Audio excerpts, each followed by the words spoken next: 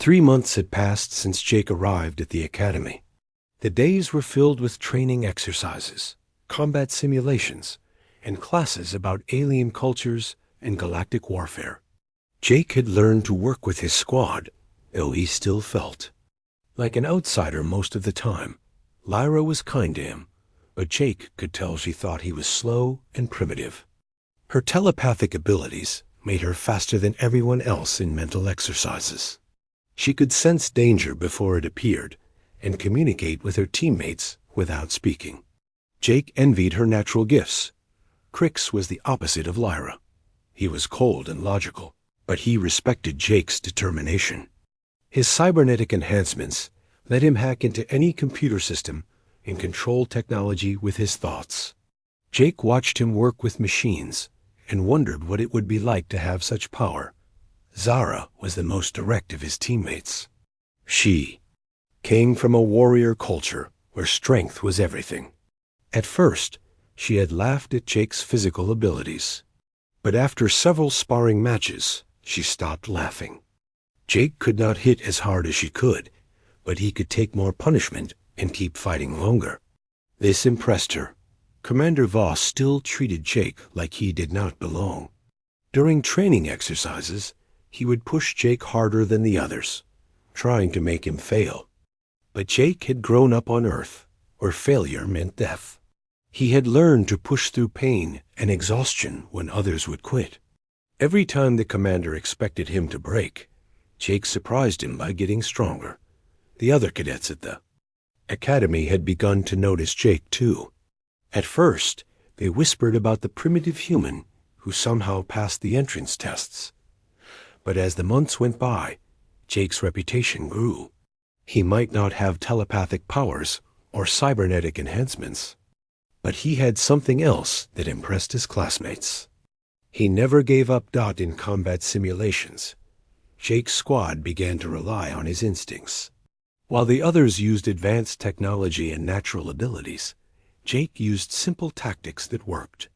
He could read the battlefield like a hunter reading tracks. He could predict enemy movements by understanding their psychology. His teammates started to realize that sometimes the old ways were the best ways. Today was different. Today would be their final test. "Attention, cadets," Commander Voss announced. "To the assembled squads. You will be transported to Nexus 7 for your graduation exercise. This is a combat moon that has been converted into a training facility. You will spend 1 week in the field, surviving in hostile territory, while completing your mission objectives." Jake looked around at his squadmates. They all seemed nervous, but ready. 3 months of training had made them into a team. They trusted each other now, even if they did not always understand each other. "The moon contains several different environments," the commander continued. "Each squad will be assigned to a different sector. You will face automated defense systems, dangerous wildlife, and environmental hazards. Some of you will not return." A cold silence fell over the room. Jake had heard stories about Nexus 7. It was designed to test cadets under the most extreme conditions possible. The graduation rate was only 60%. The rest were either killed or so badly injured they could never serve in the military. "Squad 7, Commander Voss said, looking directly at Jake's team. "You have been assigned to the Crimson Wastes sector. This is a desert environment with extreme temperatures, limited water, and the moon's most dangerous predators." Jake felt his heart skip a beat. The Crimson Wastes were legendary among Academy cadets. It was where the Razor Claw Pack lived. These creatures were 6-foot-tall hunters with natural camouflage and pack intelligence. They had killed more Academy students than any other threat on the moon. "You will be dropped at the edge of the sector with minimal equipment," the commander said. "Your mission is to reach the extraction point on the far side of the wasteland. You have 7 days. Questions?" No one spoke. Jake could see the fear in his teammates' eyes, but also determination. They had trained for this moment for 3 months. They were ready. 2 hours later, Jake stood on the loading dock of a military transport ship. Through the windows, he could see Nexus 7 spinning below them. The moon was red and brown, with deep canyons and high mesas. It looked like a dead world, but Jake knew it was full of life, dangerous life. "Remember," Lyra said quietly, "we stay together. My telepathy will help us avoid the worst predators, and Crix can handle any automated systems we encounter." "And if we meet the Razor Claws?" Zara asked. "We run," Jake said. These things had been hunting in this environment for thousands of years. They know every rock, every cave, every hiding place. Our only advantage is that we don't belong here. The transport ship shuddered as it entered the moon's atmosphere. Jake checked his equipment one more time. He had a basic survival kit, plasma rifle, a communication device, and enough food and water for 3 days. After that, they would have to find their own supplies. 5 minutes to drop, the pilot announced. Jake looked at his teammates. Lyra's silver hair was tied back, in a practical knot. Her face was calm, but he could see the concentration in her eyes as she reached out with her telepathic senses.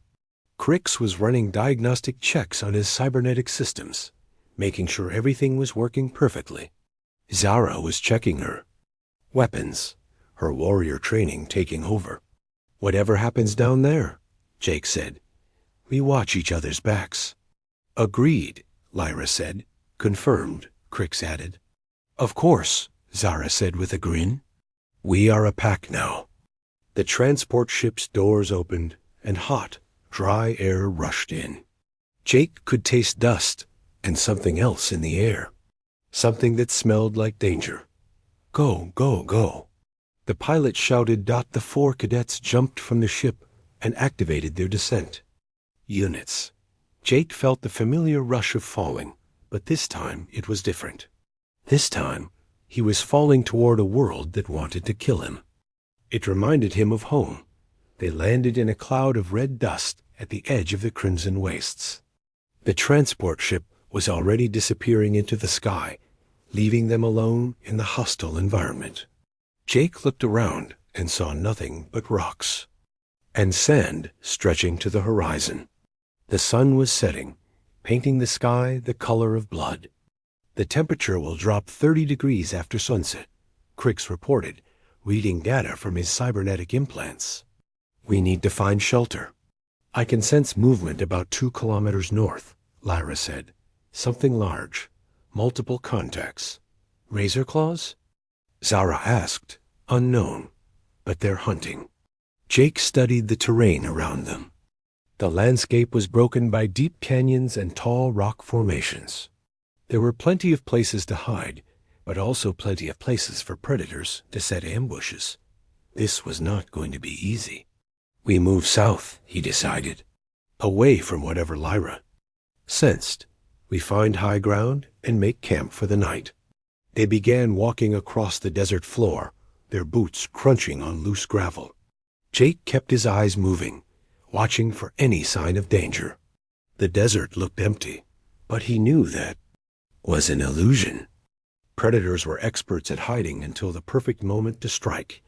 After an hour of walking, they found a defensible position on top of a small mesa. There was only one way up, and they would be able to see for miles in every direction. Jake helped set up their camp while Lyra extended her telepathic senses to watch for approaching threats. "Something is wrong," she said suddenly. "What do you mean?" Jake asked. "The desert. It's too quiet. On most worlds, there would be small animals, insects, plants, but here I sense almost nothing. Just a few large predators moving in the distance." Jake nodded. He had noticed the same thing. This was not a balanced ecosystem. Something had killed or driven away most of the smaller life forms. Something at the top of the food chain. "The Razor Claws," he said, "have hunted this area clean." "But that's impossible," Crix said. "A predator species cannot survive without prey." "They can if they're smart enough to manage their hunting grounds," Jake replied, "and if they have other sources of food." He did not need to explain what he meant. The Academy had been dropping cadets into this sector for years. The Razor Claws had learned to hunt the most dangerous prey of all. As the sun disappeared below the horizon, the temperature began to drop rapidly. Jake shivered and pulled his jacket tighter around his shoulders. The desert was becoming a freezer, just like the commander had warned them. "We'll take watches," he said, 2 hours each. No one sleeps alone, but Jake knew that none of them would sleep much tonight.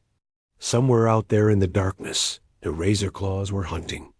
And tomorrow, the real test would begin, the first. Night passed without incident, but Jake could feel eyes watching them from the darkness. In the morning, they found tracks around their camp. Large, clawed footprints that disappeared into the rocks. The Razor Claws had found them.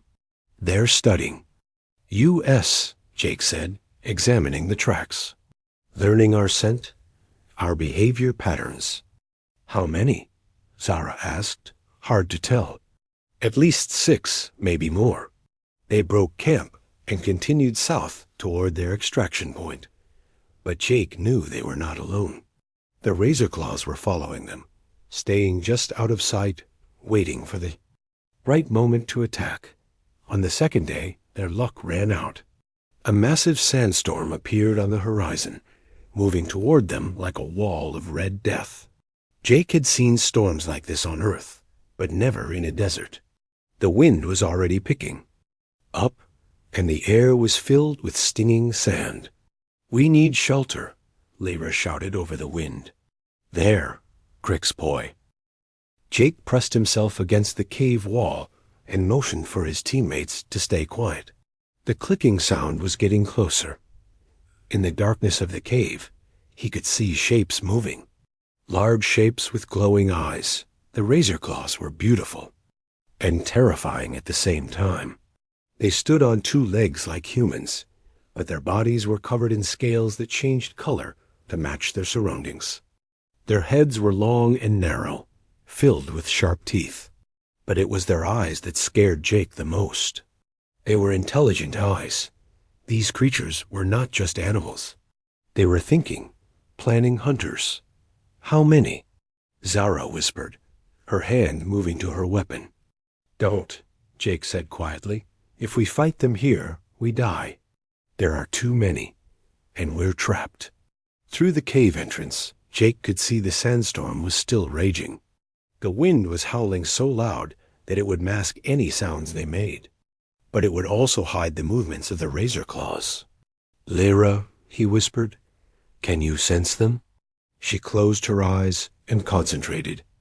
12, no, 15. They're surrounding us.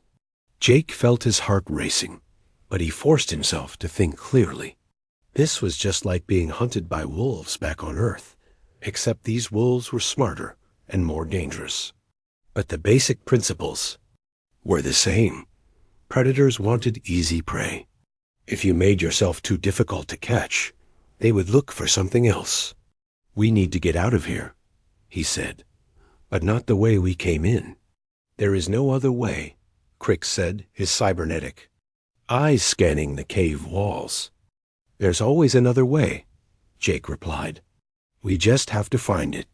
He began feeling along the walls of the cave, looking for any crack or opening they could squeeze through.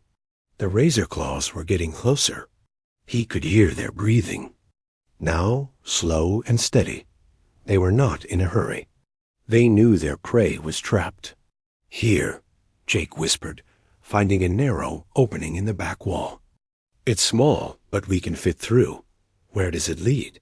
Lyra asked. "I don't know, but it's better than staying here." One by one, they squeezed through the opening. It was a tight fit, and the walls scraped against their skin.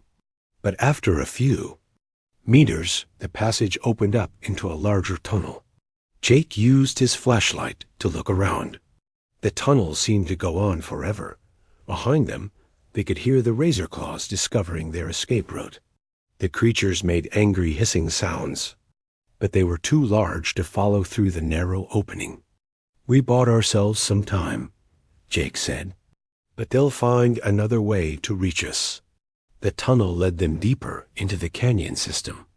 After walking for an hour, they emerged from a hidden opening on the far side of the canyon. The sandstorm was finally starting to clear, and Jake could see the desert stretching out before them. "My equipment is damaged," Crick said, checking his cybernetic systems. "The storm interfered with my electronics." "Mine too," Lyra said. "I can't contact the Academy." Jake looked at his communication device. It was dead. Their weapons were working, but everything else had been damaged by the storm. They were alone, in the desert, with no way to call for help. "We continue the mission," he said. "The extraction point is still 3 days away." "But the Razor Claws," Zara said. "They'll follow us." "Yes," Jake agreed. "They will." They began walking south again, but Jake knew their situation had changed. The Razor Claws had seen them now. They had studied their movements and their equipment. The creatures would not make the same mistake twice as they walked. Jake began to notice signs that they were being followed. Tracks in the sand that disappeared when he looked directly at them. Shadows that moved when there was no wind. The Razor Claws were using their natural camouflage to stay hidden, but Jake had learned to hunt on Earth. He knew how to spot predators even when they thought they were invisible. "They're out there," he told his teammates. "At least 6 of them. Maybe more. I can't sense them," Lyra said, frustrated. "Their minds are too alien. And this desert interferes with my telepathy." "My scanners are not working properly," Crix added. "I can detect movement, but I cannot identify the source." Jake stopped walking and studied the landscape around them. The desert was full of rocks and canyons where predators could hide. But it was also full of opportunities for someone who knew how to use the environment. "We need to change our strategy," he said. "We can't outrun them, and we can't outfight them. But we can outsmart them." "What do you mean?" Zara asked. "Predators follow patterns," Jake explained. "They have hunting behaviors that they repeat because they work. If we can understand their patterns, we can predict their moves." That night, they made camp in a defensive position on top of another mesa. But instead of just setting up watches, Jake began preparing for war. He used rocks and sand to create false positions that would confuse the Razor Claws. He set up simple traps using their spare equipment. Most importantly, he began to study his enemies. The Razor Claws attacked just before dawn, when their prey would be sleepy and slow. Jake was ready for them. He had positioned himself where he could see the approach. Roots, and he watched as the creatures moved in for the kill. They were magnificent hunters. They communicated with each other using hand signals and body language. They coordinated their attack perfectly, with some creatures creating distractions while others moved in for the kill. But Jake had seen this kind of behavior before. Wolves on Earth hunted the same way. Now, he whispered into his communicator dot, his teammates opened fire on the false positions Jake had created. The Razor Claws hesitated, confused by the unexpected resistance. In that moment of confusion, Jake and his squad escaped down the back of the mesa using ropes they had prepared. "They'll be angry now," Jake said as they ran across the desert floor. "We made them look foolish. Is that good or bad?" Lyra asked. "Both," Jake replied. "Angry predators make mistakes, but they also become more dangerous." The next day, the Razor Claws tried a different approach. Instead of attacking directly, they began using psychological warfare. They made sounds in the distance that sounded like human voices calling for help. They left dead animals where the cadets would find them. They created false tracks that led to dangerous areas. Jake recognized these tactics. They were designed to make prey panic and make stupid decisions. But he had grown up on Earth, where predators used the same tricks. He had learned not to trust his emotions when he was being hunted. "They're trying to make us afraid," he told his teammates. Don't listen to the voices. Don't follow the tracks. They're trying to separate us. But the psychological pressure was working on his squad mates. Lyra was becoming nervous and jumpy. Crix was running constant diagnostics on his equipment, trying to find problems that did not exist. Zara was becoming aggressive, wanting to fight instead of run. We need to turn this around, Jake said. We need to make them afraid of us. How? Zara asked. We're outnumbered and outgunned. We're not prey, Jake said. We're humans. We come from a death world. We know how to be predators too. That night, Jake left his teammates in a safe position and went hunting. Not for food or water, but for information. He wanted to learn everything he could about the Razor Claws. Their strengths, their weaknesses, their fears. He followed their tracks in the darkness, moving like a ghost across the desert floor. His childhood on Earth had taught him to be silent and invisible when he needed to be. He had learned to hunt deer in the deep forests and track bears through mountain snow. The skills were the same here. Jake found the Razor Claw pack resting in a canyon about 2 kilometers from his camp. There were 12 of them, including a large male that seemed to be the leader. The leader had distinctive scars on his face and arms, probably from fights with other predators. Jake watched them for hours, learning their behavior patterns. He saw how they communicated with each other. He saw how they organized their hunts. He saw their weaknesses. The Razor Claws were pack hunters, but they were also individuals. They had personalities and relationships. The leader was dominant, but he was also old and cautious. Some of the younger males were eager to prove themselves. The females were the most skilled hunters, but they were also protective of the pack. Most importantly, Jake saw that the Razor Claws were not just hunting for food. They were hunting for sport. They enjoyed the chase, the fear of their prey, the moment of the kill. This was both their strength and their weakness. Jake smiled in the darkness. He had learned something important about his enemies. Now it was time to teach them something about humans. When Jake returned to his camp, his teammates were awake and worried. They had heard sounds in the distance and thought he had been captured. Where have you been? Lyra asked. Learning, Jake said, and now I know how to beat them. How? Zara asked. We're going to show them what it means to be hunted by something from a death world, Jake said. We're going to turn the tables and make them the prey. Jake began to explain his plan. It was dangerous and required perfect timing. But if it worked, they would not just survive their encounter with the Razor Claws.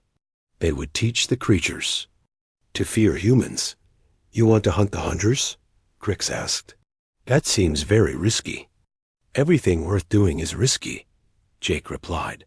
But we have advantages they don't expect. We have technology they don't understand. We have tactics they've never seen. And most importantly, we have something they don't have. What's that? Lyra asked. We have the experience of growing up on a world that tries to kill us ever. 3 days after the destruction of the Galaxy Council fleet, Captain Ben Turner stood on the bridge of his ship, looking out at a galaxy that had suddenly become very different. The news of the Council's defeat was spreading faster than light. Itself, carried by quantum communication networks that had been silent for thousands of years. Captain, we're receiving transmissions from over 200 different star systems, reported his communications officer. Most of them are asking the same question. Is it true?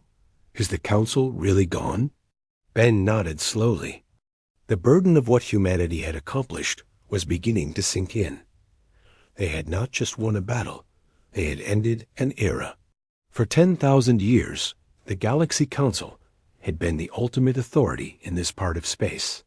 Now they were prisoners, and their empire was crumbling. On Earth, President Linda Martinez was dealing with the immediate aftermath of humanity's first galactic war. The Situation Room was filled with advisors, military leaders, and scientists, all trying to understand what came next. We're getting reports of uprisings on at least 50 Council-controlled worlds, reported General Patricia Hayes.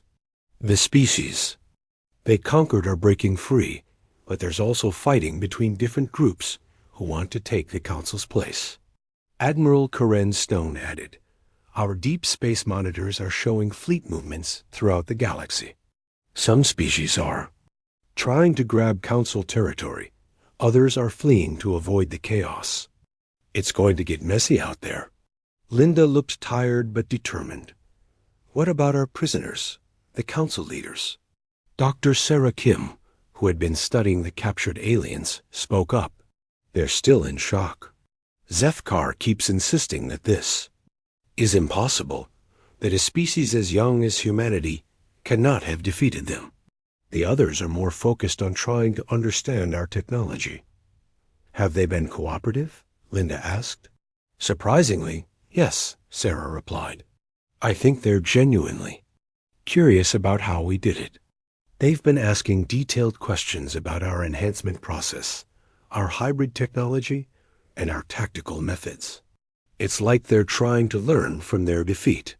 Meanwhile, in the secure facility where the Council leaders were being held, Colonel Jake Morrison was conducting what was officially called an interview, but felt more like a philosophy discussion. Zethkar's crystal form was dimmer than before, as if defeat had drained some of his inner light. "Your species has existed for barely 200,000 years, the former Chancellor said. "Mine has existed for over 50 million. How can experience count for so little?"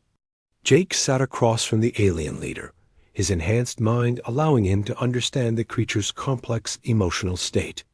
"Because experience can become a prison. You learned one way to rule the galaxy, and it worked for so long that you never considered that there might be other ways." "But we studied every species we encountered," Zethkar protested. "We learned from their strengths, absorbed their knowledge, improved our methods. How could we have missed something so important?" "You studied conquered species," Jake replied. "You learned from people who had already lost to you. You never encountered a species that was actively trying to defeat you, because you always destroyed them before they got the chance." The truth was even more complex than Jake was explaining. A council had indeed absorbed knowledge from hundreds of species, but they had done so as conquerors, not as equals. They had taken technology and information, but they had never truly learned to think like other species. Humans, on the other hand, had approached alien knowledge as students. They had studied crashed ships, intercepted communications, and captured prisoners not to conquer, but to understand. When they combined alien concepts with human innovation, they created something entirely new. In another part of the facility, Dr. Aaron Webb was having his worldview completely revolutionized. He was being given access to the real history of humanity's contact with alien species, and it was nothing like what he had believed. "We've been in contact with alien civilizations for over 70 years?" he asked Dr. Sarah Kim in amazement. "Contact is a strong word," Sarah replied. "We've been studying them, learning from them, and preparing for them. But we've never had peaceful relations with any species. Every contact has been hostile, crashed ships, failed invasion attempts, or reconnaissance missions." Sarah led Webb through a museum that officially did not exist. It contained artifacts from dozens of alien species, all of them captured during conflicts that the public had never heard about. "The Council has been testing us for decades," Sarah explained. "They would send smaller species to probe our defenses, study our capabilities, and report back. We knew this day was coming. We just didn't know when." Webb stared at a display containing weapons that seemed to bend light around them. "So everything I thought I knew about human technology ... was deliberately limited," Sarah confirmed. "We needed the Council to underestimate us. We needed them to think we were primitive, predictable, and easy to defeat. When they finally came to conquer us, they thought they knew exactly what they were facing. The deception had been complete. For decades, humanity had carefully managed what information the Council could gather about them. They had allowed the aliens to see human technology and society, but only the parts that would reinforce the Council's belief that humans were a young, chaotic, and underdeveloped species. Meanwhile, Commander Steve Parker was working on the biggest challenge of all: what to do with a galaxy that was suddenly free from 10,000 years of authoritarian rule. His enhanced mind was processing reports from across the galaxy, trying to understand the scope of the chaos that was unfolding. "The situation is complex," he reported to the Earth leadership via secure transmission. "Some species are celebrating their freedom. Others are terrified of what comes next. A few are trying to set up their own empires to replace the Council." President Martinez asked the question that everyone was thinking: what's our responsibility in all this? Steve paused, his enhanced intelligence weighing hundreds of factors simultaneously. The Council kept the galaxy stable through fear and oppression. With them gone, we have two choices. We can try to fill the power vacuum ourselves, or we can help other species learn to govern themselves. "And if we try to take the Council's place?" Linda asked. "Then we become the new tyrants," Steve replied simply. "We'll have to conquer and control other species to maintain order. Eventually, we'll become everything we just fought against." The discussion continued for hours, but the conclusion was inevitable. Humanity would not become the new galactic overlords. Instead, they would do something the galaxy had never seen before. They would help other species become free. General Patricia Hayes was put in charge of what was officially called the Galactic Stabilization Initiative, but which everyone knew was really an attempt to teach the galaxy how to live without tyranny. Enhanced healing teams were dispatched to dozens of worlds, not as conquerors, but as advisors and teachers. Major Danny Cooper found himself on a water world populated by aquatic creatures who had been slaves to the Council for 3,000 years. His job was to help them establish their own government and defend themselves against species who might try to conquer them. "The concept of freedom is difficult for them to understand," he reported back to Earth. "They've been told what to do for so long that they don't know how to make decisions for themselves." Similar reports came from across the galaxy.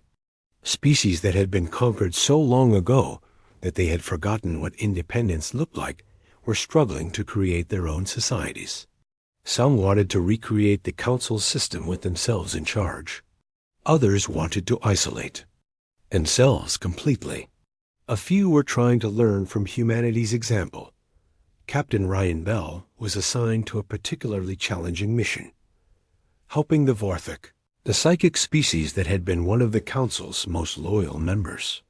The tentacled beings were having difficulty accepting that their telepathic abilities, which they had considered proof of their superiority, had been useless against enhanced human minds.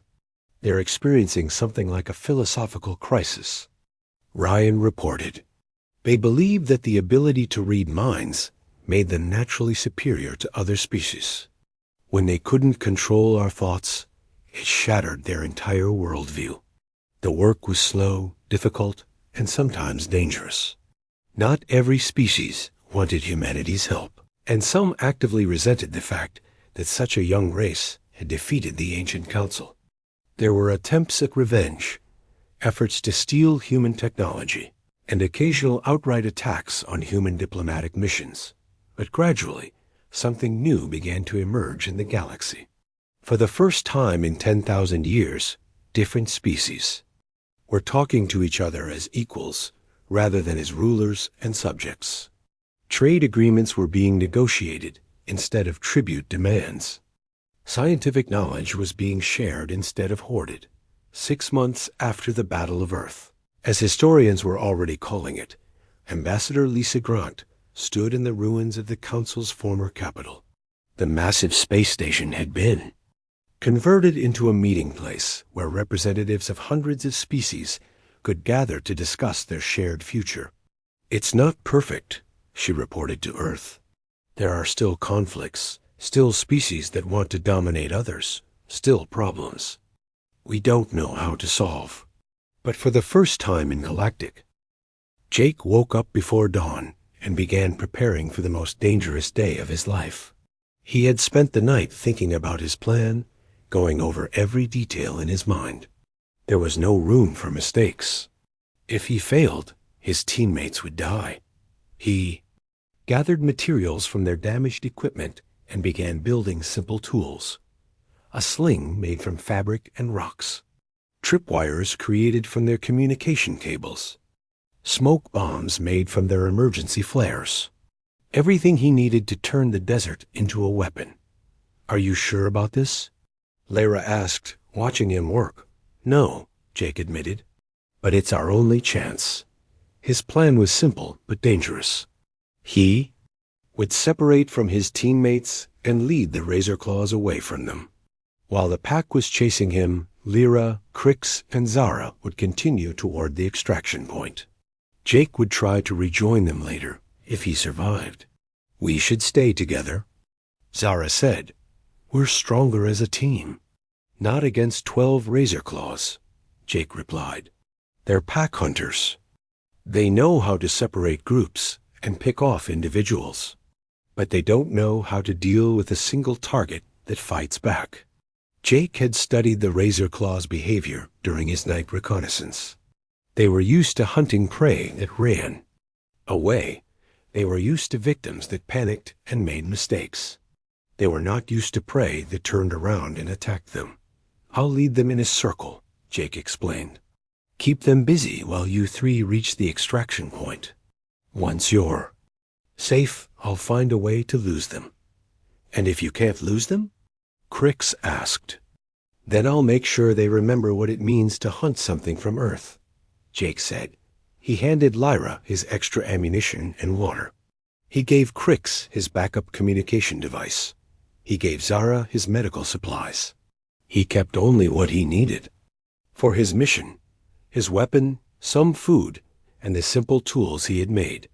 "Give me 6 hours," he said. "Then continue to the extraction point. Don't wait for me." "Jake," Lyra said softly. "Be careful." "I will," he promised. "And remember, if this goes wrong, tell the Academy what we learned here.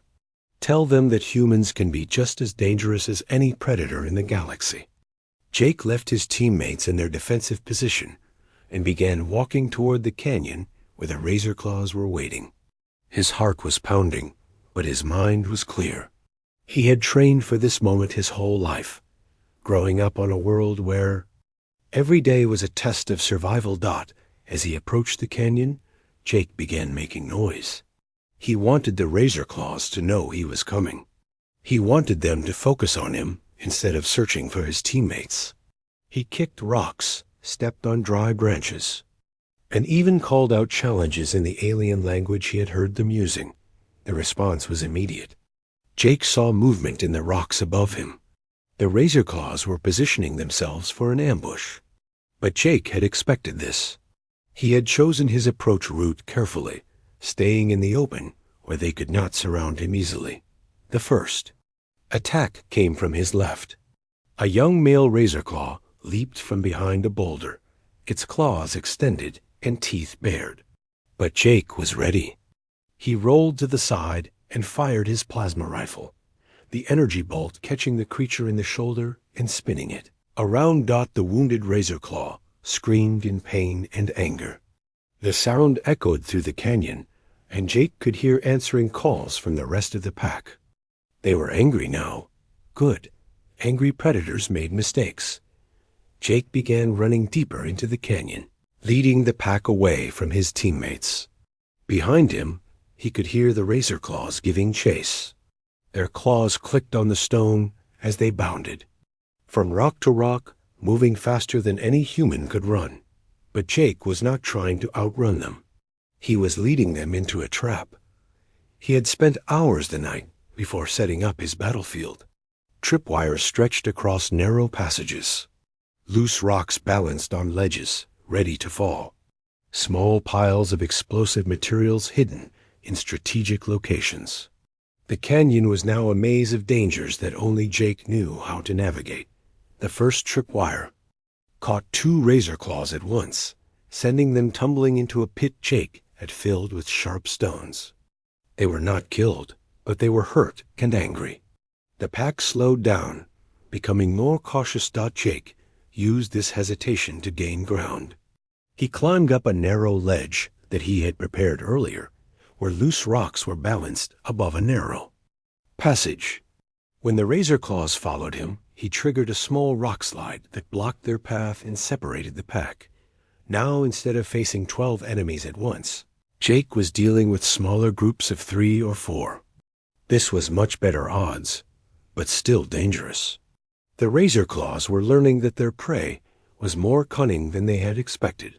A pack leader, the scarred male Jake had observed the night before, began making complex hand signals to his followers. They were changing their tactics, becoming more coordinated. Jake realized he was facing a truly intelligent opponent. The leader sent 2 groups around the sides of the canyon while keeping the main force in front of Jake. They were trying to surround him, cut off his escape routes. Jake smiled grimly. This was exactly what he had hoped they would do. He retreated further up the canyon, leading them into the most dangerous part of his trap.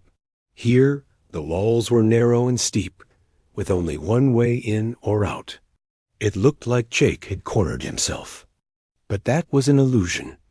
Jake had spent part of the night climbing these walls and setting up an escape route that only a human could use.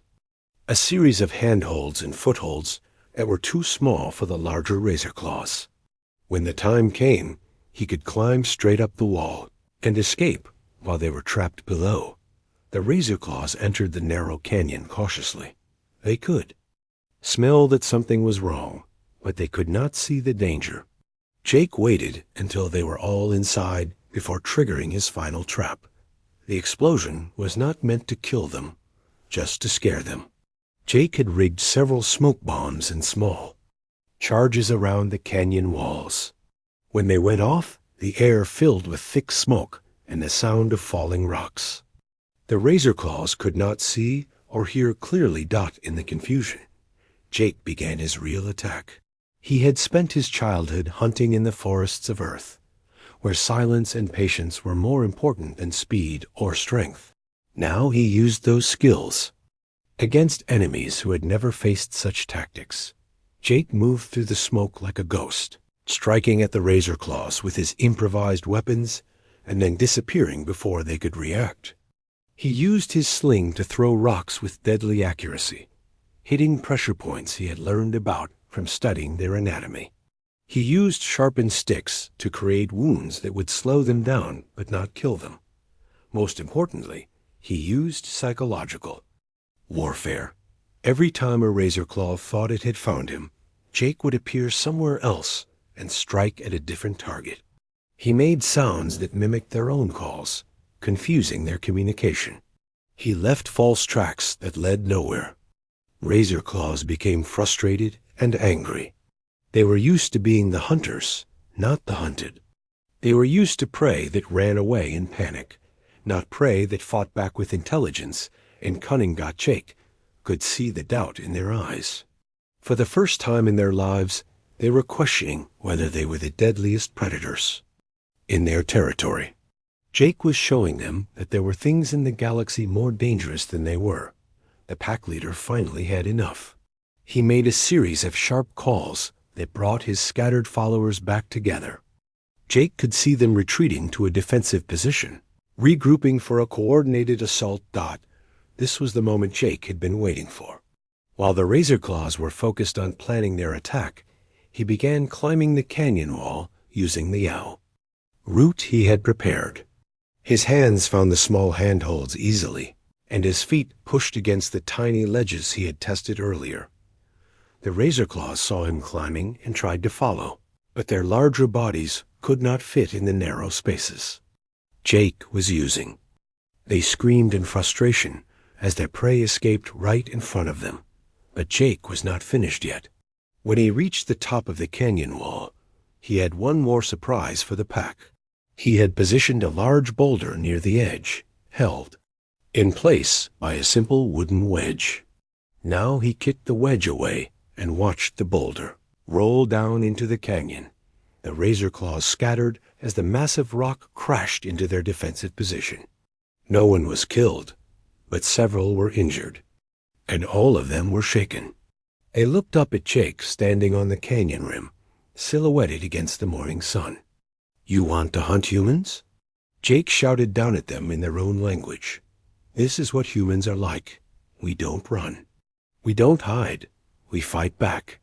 The pack leader stared up at him with intelligent eyes. Jake could see the creature thinking, evaluating, learning. This was not just a predator. This was a thinking being that could understand what had just happened. Jake had not just defeated the razor claws in combat. He had shown them that humans were not prey. He had demonstrated that there were species in the galaxy that could outhunt the hunters.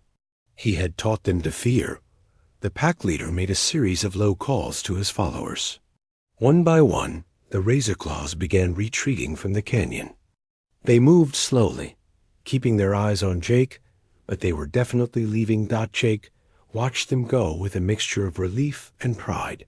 He had done something that Academy instructors said was impossible.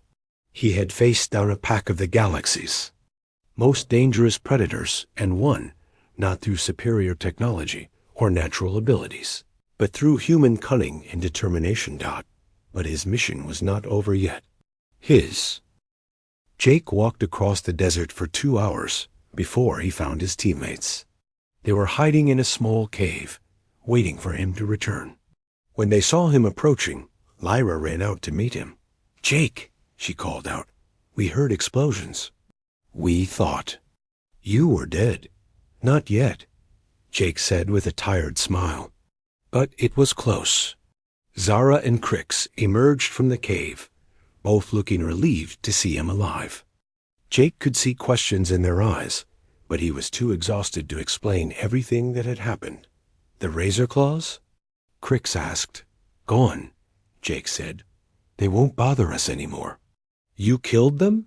Zara asked, sounding impressed. "No," Jake said. "I did something better. I made them afraid."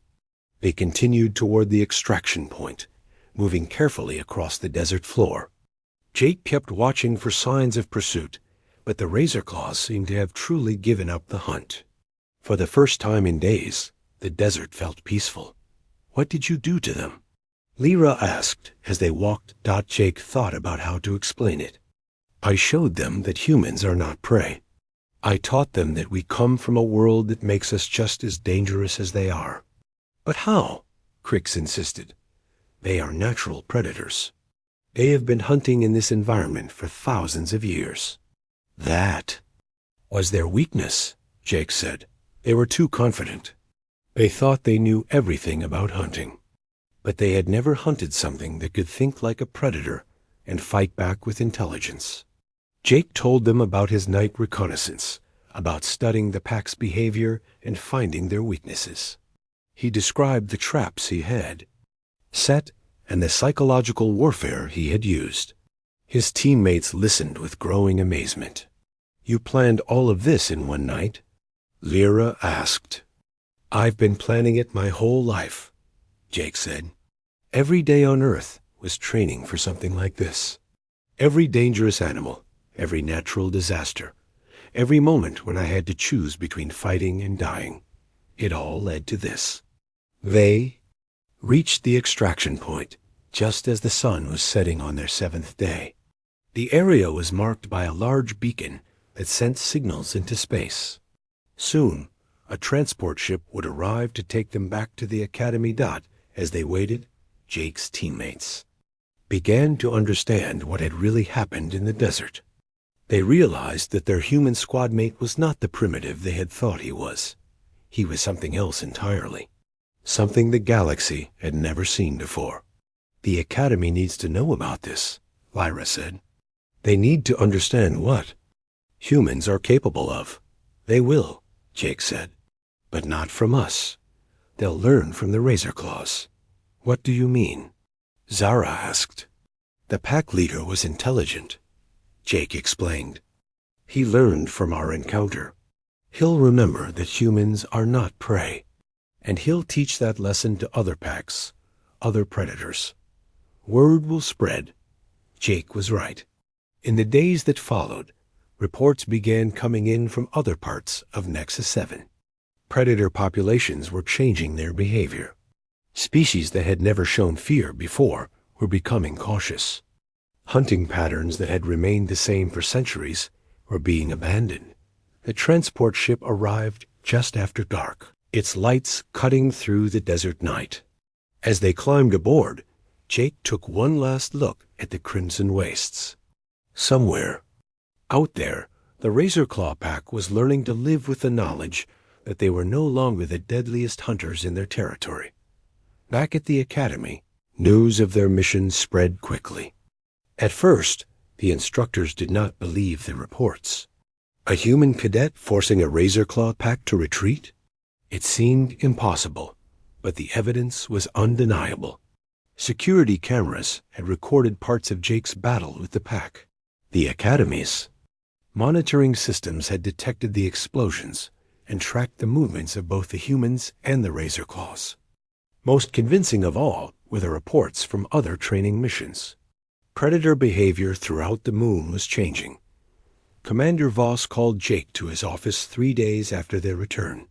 The commander's attitude toward Jake had changed. Completely. Instead of skepticism, there was now respect in his eyes.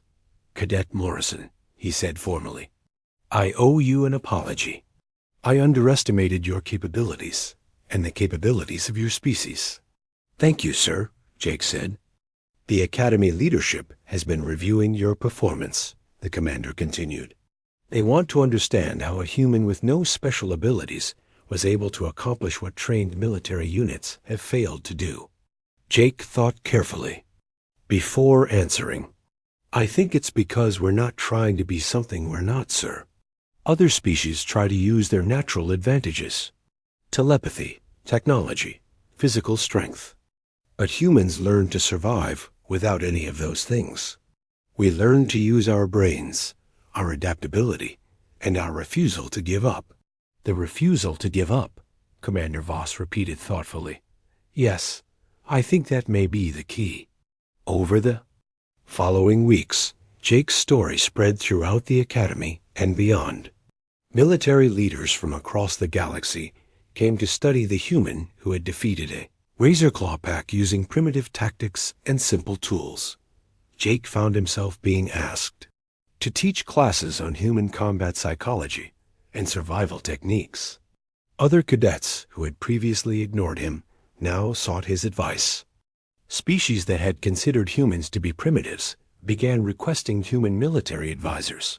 But the most significant change was in how Jake's teammates viewed him. Liara, Crix, and Zara had seen him in action.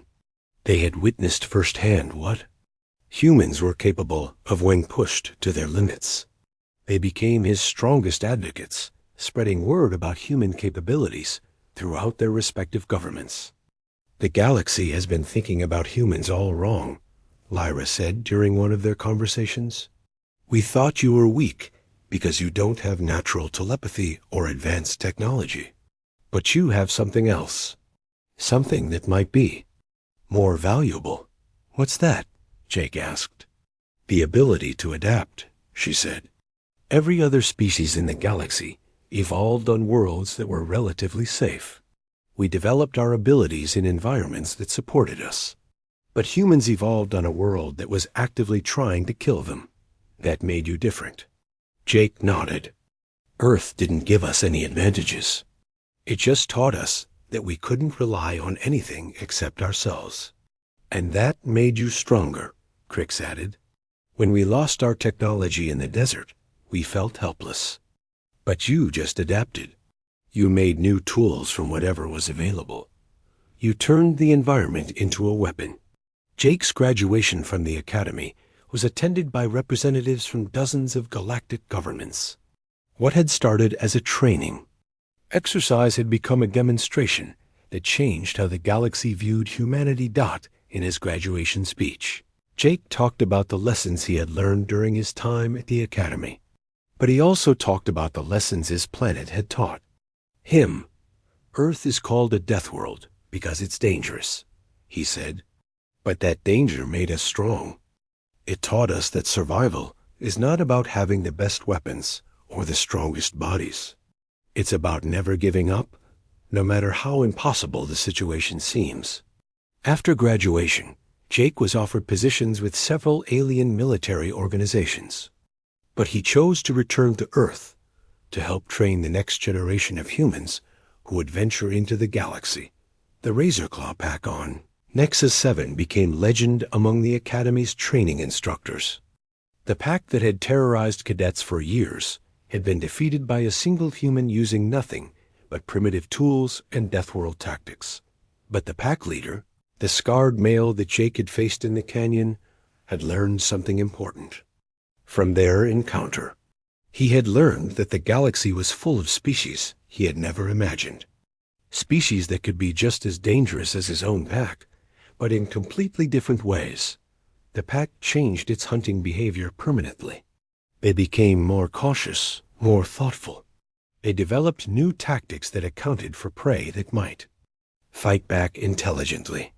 In a strange way, Jake's encounter with them had made them better hunters. Years later, when other human cadets came to train in the Crimson Wastes, they found that the Razorclaws avoided them completely. The pack had passed down the story of their encounter with the Deathworld human, teaching their young to recognize and respect the scent of Earth's children. Jake's story became part of human military training. New recruits learned about the day when a single human cadet proved that Earth's children were not victims waiting to be saved. They were predators in their own right, capable of hunting the hunters when necessary. The galaxy learned to see humans differently after that. They were no longer viewed as primitive survivors from a dangerous world.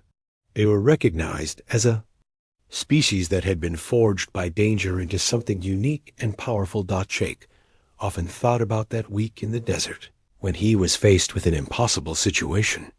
He had been outnumbered, outgunned, and far from help. By all logical measures, he should have died in that canyon.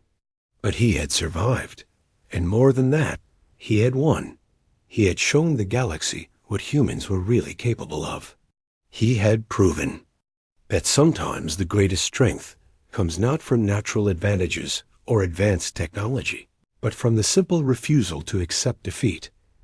Earth had tried to kill him every day of his life, and every day he had survived. That experience had prepared him for anything the galaxy could throw at him. And now, the galaxy knew it too. The boy from the Deathworld had become something the galaxy had never seen before. A human who embraced his dangerous heritage and used it to protect those he cared about. Jake Morrison had 4